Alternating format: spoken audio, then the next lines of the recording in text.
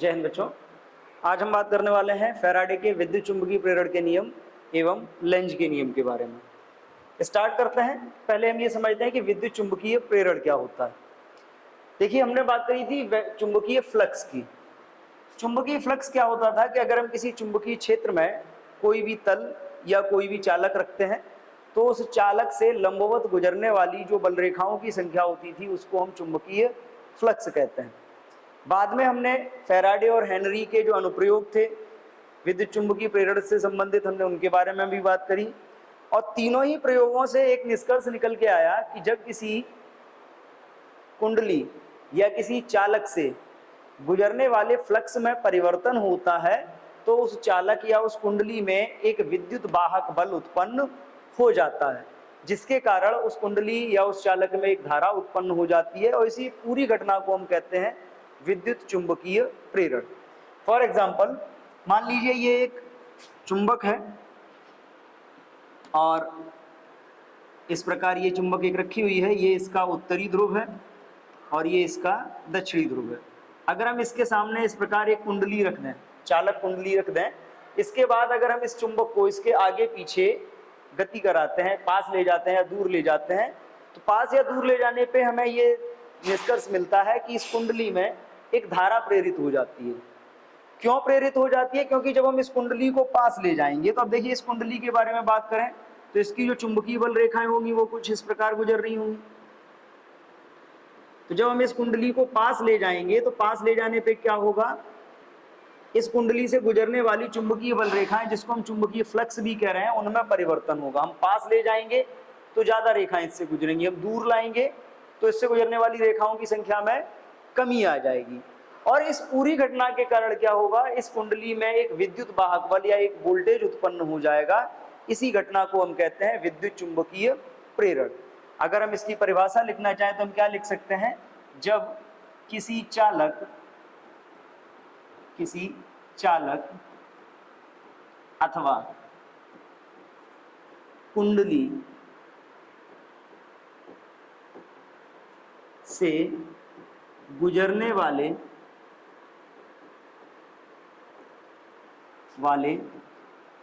Flux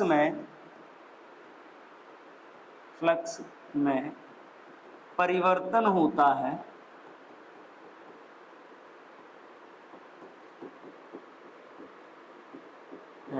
तो उसमें एक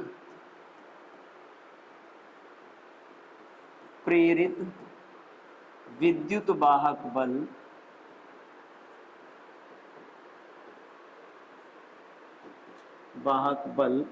उत्पन्न हो जाता है।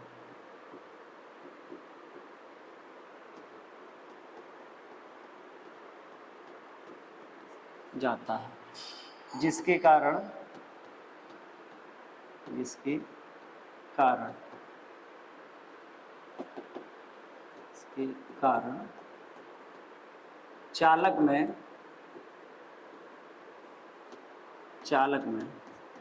चालक में धारा कब प्रवाहित होगी, जब चालक ऐसा होगा, बंद परिपथ में धारा उत्पन्न हो जाती है।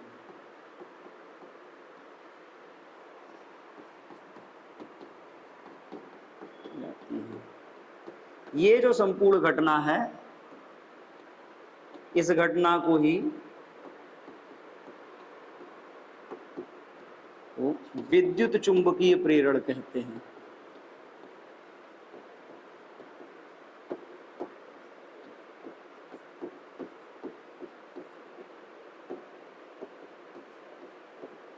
क्लियर? अब देखिए, यानी कि कोई भी कुंडली या कोई भी चालक जब चुंबकीय क्षेत्र में रखा हो और उससे गुजरने वाले फ्लक्स में अगर परिवर्तन कराया जाए तो फ्लक्स परिवर्तन के कारण उस कुंडली या उस चालक में एक विद्युत वाहक बल प्रेरित हो जाता है या एक प्रेरित विद्युत वाहक बल उत्पन्न हो जाता है, जिसके कारण अगर चालक बंद परिपथ के रूप में हुआ तो उस परिपथ में एक धारा भी उत्पन्न हो जाती है। इसी घटना को हम विद्युत चुंबकीय प्रेरण कहते हैं। क्लियर? ये घटना जो थी हमने फैराडे और हेनरी के अनुप्रयोगों के आधार पर समझी थी कि ऐसा नहीं है कि केवल हम चुंबक को ही इसके पास ले जाके इसमें विद्युत चुंबकीय प्रेरण की घटना करा सकते हैं। हम चाहे तो हम दो कुंडलियों को एक दूसरे के पास एक दूसरे से दूर ले जाके भी उनमें प्रेरण करा सकते हैं। कई तरीके होते हैं प्रेरण को करने के, लेकिन अभी हम बात करने वाले हैं विद्युत चुंबकीय प्रेरण के नियमों की, क्योंकि ये जो घटना होगी विद्युत चुंबकीय प्रेरण की, कुछ नियम होंगे जिनके आधार पर ये घटना होती है। अगर हम बात करें नियम की, तो फैराडे ने अपने अनुप्रयोगों के आधार पर विद्युत चुंबकीय प्रेरण से संबंधित 2 नियमों को दिया। अगर इन नियमों में बात करें तो फैराडे का जो प्रथम नियम है वो विद्युत चुंबकीय प्रेरण की परिभाषा को प्रदर्शित करता है, और जो द्वितीय नियम है, द्वितीय नियम जो विद्युत वाहक बल है उसके मान को दर्शाने के लिए है। तो अगर हम एक एक करके नियमों की बात करें तो फैराडे का प्रथम नियम क्या है? प्रथम नियम मतलब विद्युत चुंबकीय प्रेरण की परिभाषा सिंपली, जब किसी चालक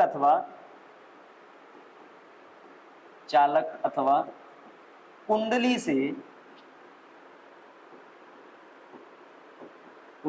से गुजरने वाले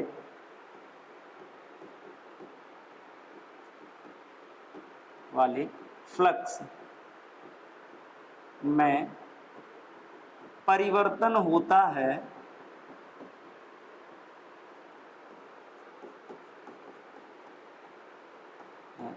तो उसमें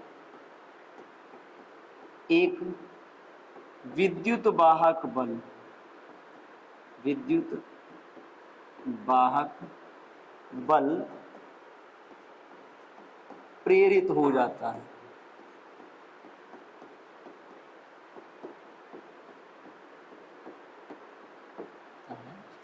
एवं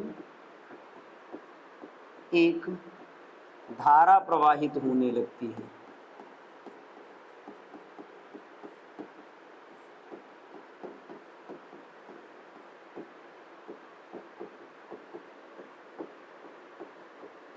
क्लियर? अब देखिए, फ्लक्स में परिवर्तन होगा तो एक विद्युत वाहक बल प्रेरित होगा, और अगर पूरा परिपथ या चालक एक बंद परिपथ के रूप में हुआ तो उसमें एक धारा भी प्रवाहित होने लगेगी। लेकिन जब हम इस धारा की बात करते हैं, तथा यह तब तक रहती है जब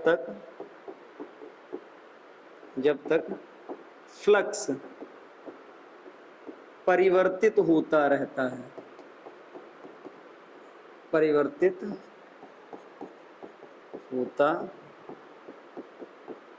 है, यानी कि ये जो घटना होगी, जो धारा उत्पन्न होगी कुंडली में या चालक में, वो धारा तब तक उस कुंडली में प्रवाहित होती रहेगी जब तक चालक से गुजरने वाले फ्लक्स में परिवर्तन होता रहेगा। सिंपली अगर हम ये बात करें तो ये जो नियम है, इसी नियम के आधार पर हम विद्युत चुंबकीय प्रेरण की परिभाषा बनाते हैं। अब बात करते हैं दूसरे नियम की। द्वितीय नियम क्या है कि मान लीजिए किसी कुंडली से गुजरने वाला फ्लक्स परिवर्तित हुआ तो उसमें विद्युत वाहक बल उत्पन्न हो जाएगा, एक वोल्टेज उत्पन्न हो जाएगा, बट वो वोल्टेज होगा कितना ये हम पता लगाते हैं द्वितीय नियम के आधार पे। तो अगर द्वितीय नियम की बात करें तो द्वितीय नियम क्या है? किसी कुंडली में उत्पन्न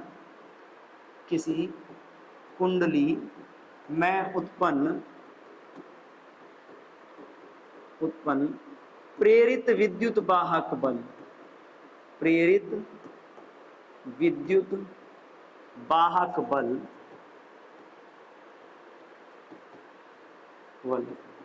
फ्लक्स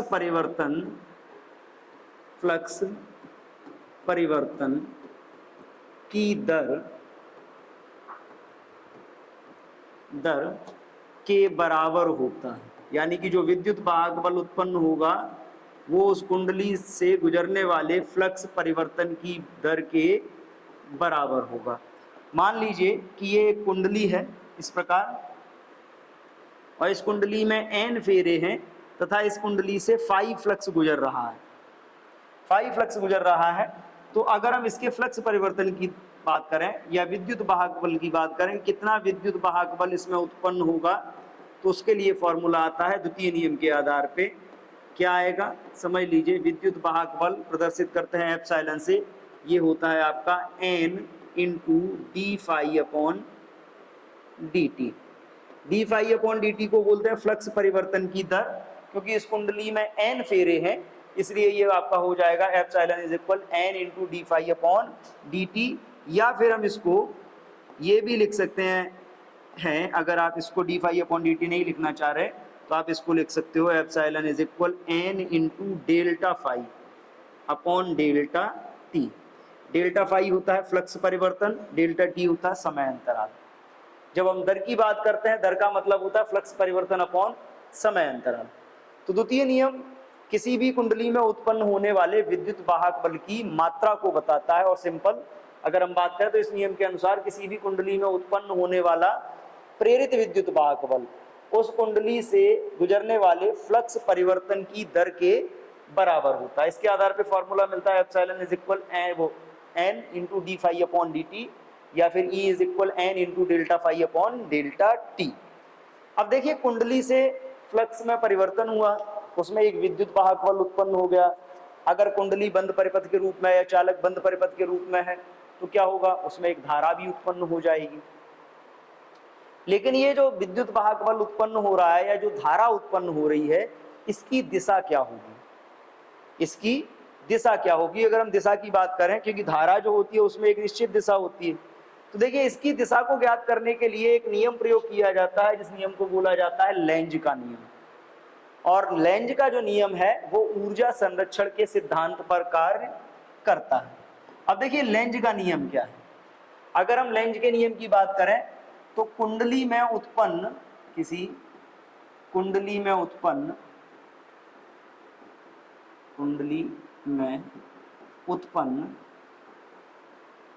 जो विद्युत वाहक बल है, वाहक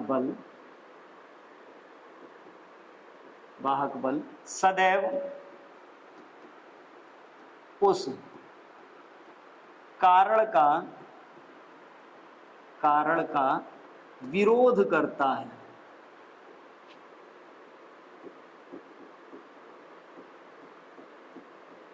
है जिससे ये स्वयं उत्पन्न हुआ। देखिए लेंज का नियम क्या है कि किसी भी कुंडली में उत्पन्न प्रेरित विद्युत वाहक बल सदैव उस कारण का विरोध करेगा जिसके कारण ये उत्पन्न हुआ है। फॉर एग्जाम्पल कि अगर किसी कुंडली में उत्पन्न होने वाला प्रेरित विद्युत वाहक बल फ्लक्स परिवर्तन का मतलब फ्लक्स बढ़ सकता है या फ्लक्स कम हो सकता है। फ्लक्स के कम होने के कारण हुआ है, तो जो विद्युत वाहक बल उत्पन्न होगा, जो धारा उत्पन्न होगी कुंडली में, वो क्या करेगी, फ्लक्स को बढ़ाने की कोशिश करेगी। दूसरा, अगर किसी कुंडली में विद्युत वाहक बल फ्लक्स के बढ़ने के कारण उत्पन्न हुआ है तो प्रेरित विद्युत वाहक बल उसको क्या करेगा, कम करने की कोशिश करेगा। कैसे, मान लीजिए ये एक कुंडली है और इस कुंडली के पास ये एक चुंबक रखी है। अब यहां पर देखिए ये चुंबक का उत्तरी ध्रुव है, ये दक्षिणी ध्रुव। हम इस चुंबक को इसके पास लेके आते हैं। अब देखिए जब इसको इसके पास लाओगे तो पास लाने पे क्या होगा, चुंबकीय उत्तरी ध्रुव पास आ रहा है। उत्तरी ध्रुव के पास आने का मतलब है कि इसमें जो धारा उत्पन्न होगी वो धारा क्या करेगी, उत्तरी ध्रुव की जो शक्ति है, पास आएगा तो ध्रुव की शक्ति बढ़ेगी, तो ये क्या करेगा, इसकी शक्ति को कम करने की कोशिश करेगी। यानी कि इसमें उत्पन्न होने वाली धारा कुछ इस प्रकार की होगी, क्योंकि ये उत्तरी ध्रुव पास आएगा, ये प्रबल होता जाएगा, तो इसको कम करने के लिए जो धारा उत्पन्न होगी वो यहाँ पे दक्षिणी ध्रुव बनाएगी। यानी कि उत्पन्न होने वाला प्रेरित विद्युत वाहक बल दक्षिणी ध्रुव के समान होगा। यानी कि दक्षिणी ध्रुव का मतलब है कि इसमें धारा कैसी होगी, क्लॉकवाइज। लेकिन अगर यही कुंडली, यहाँ पर मान लीजिए ये कुंडली है और सामने एक चुंबक है, चुंबक का उत्तरी ध्रुव है, आप इस उत्तरी ध्रुव को पीछे ले जाते हो, उत्तरी ध्रुव को पीछे की तरफ ले जाते हो, तो भी इस कुंडली से गुजरने वाला फ्लक्स परिवर्तित होगा। अब देखिए फ्लक्स परिवर्तित होगा तो फ्लक्स परिवर्तन में क्या होगा कि ये ध्रुव की प्रबलता कम होती जाएगी। प्रबलता कम होने का मतलब है कि यहाँ पर उत्पन्न होने वाला प्रेरित विद्युत वाहक बल कुछ ऐसा होगा कि ये उत्तरी ध्रुव की प्रबलता को बढ़ाने की कोशिश करेगा, क्योंकि ध्रुव दूर जा रहा है, कम हो रहा है इसकी प्रबलता का मान, तो ये प्रबलता को बढ़ाने के लिए क्या करेगा, इसके अंदर एक उत्तरी ध्रुव बना लेगा। यानी कि जो धारा की दिशा होगी वो इसमें एंटी क्लॉकवाइज हो जाएगी। सेम अगर हम बात करें तो क्या होगा, अगर मान लीजिए यहां पे एक कुंडली है और इनके पास एक चुंबक है, इधर दक्षिणी ध्रुव है, इधर उत्तरी ध्रुव, इधर भी दक्षिणी ध्रुव पास में है। अब देखिए अगर दक्षिणी ध्रुव इसका पास आएगा तो दक्षिणी ध्रुव के पास आने का मतलब क्या है कि दक्षिणी ध्रुव की प्रबलता बढ़ेगी, तो ये कुंडली में जो विद्युत वाहक बल प्रेरित होगा ये इसकी प्रबलता को कम करने की कोशिश करेगा, मतलब इसके अंदर उत्तरी ध्रुव बनाएगा। और उत्तरी ध्रुव के लिए धारा कैसी हो जाएगी, एंटी क्लॉकवाइज। इस केस में मान लीजिए ये आपका दक्षिणी ध्रुव था इधर और ये उत्तरी ध्रुव था, आप इस दक्षिणी ध्रुव को दूर ले जाने की कोशिश कर रहे हो। दूर ले जाओगे तो दक्षिणी ध्रुव की प्रबलता कम होगी, मतलब यहां पर उत्पन्न होने वाला प्रेरित विद्युत वाहक बल दक्षिणी ध्रुव बनाएगा, यानी कि इसमें प्रवाहित होने वाली धारा कैसी हो जाएगी, क्लॉकवाइज। तो अगर हम इस आधार पे बात करें तो इस आधार पे जो आपका नियम था फैराडे का विद्युत चुंबकीय प्रेरण का नियम था वो क्या हो जाता है, E is equal minus n into D phi by d t. हमने पीछे पढ़ा था E is equal n d phi by d t, but यहाँ पे एक माइनस का साइन आ जाता है। माइनस साइन यहाँ पे किस लिए है, यहाँ पे लगने वाला माइनस साइन केवल ये प्रदर्शित करता है कि उत्पन्न होने वाला प्रेरित विद्युत वाहक बल उस कारण का विरोध कर रहा है जिससे वो स्वयं उत्पन्न हुआ। क्लियर।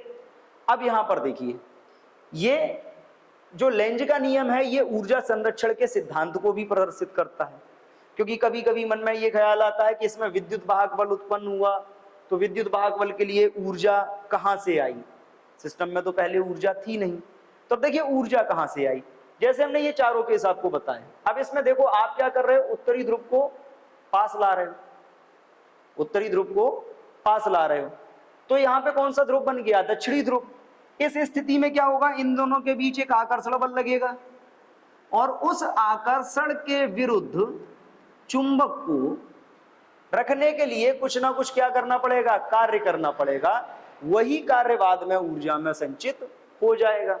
या हम इसकी बात करें तो इसमें क्या है, इसमें भी प्रतिकर्षण बल लग रहा है। अब इस प्रतिकर्षण के विरुद्ध अगर हमको चुंबक को पकड़ के रखना है तो क्या करना पड़ेगा, यहां भी कार्य करना पड़ेगा, और जो कार्य करना पड़ेगा उस कार्य के कारण क्या होगा, जो यहाँ पे कार्य करना पड़ेगा उस कार्य के विरुद्ध वही कार्य ऊर्जा में संचित हो जाएगा, और वही ऊर्जा बाद में किस में बदल जाती है, विद्युत वाहक बल में बदल जाती है। तो इस प्रकार अगर हम बात करें लेंज के नियम की, तो लेंज का नियम सिंपल, सदैव उस कारण का प्रेरित होने वाला विद्युत वाहक बल सदैव उस कारण का विरोध करता है जिसके कारण वो स्वयं उत्पन्न हुआ है।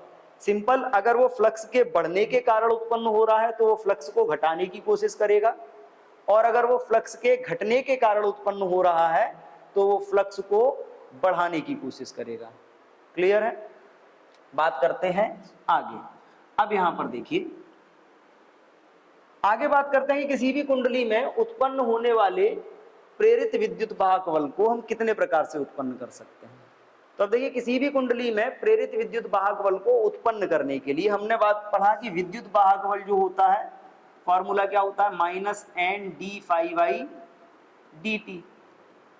फ्लक्स की बात करते हैं क्योंकि चुंबकीय विद्युत वाहक बल उत्पन्न हो रहा है फ्लक्स परिवर्तन के कारण, तो हम इसको क्या लिख सकते हैं, n into d by d t. Flux का फॉर्मूला होता है B into A cos theta. तो चुंबकीय फ्लक्स को उत्पन्न करने की तीन विधियां निकल के आती हैं इस फॉर्मूले से, 1, 2 और 3।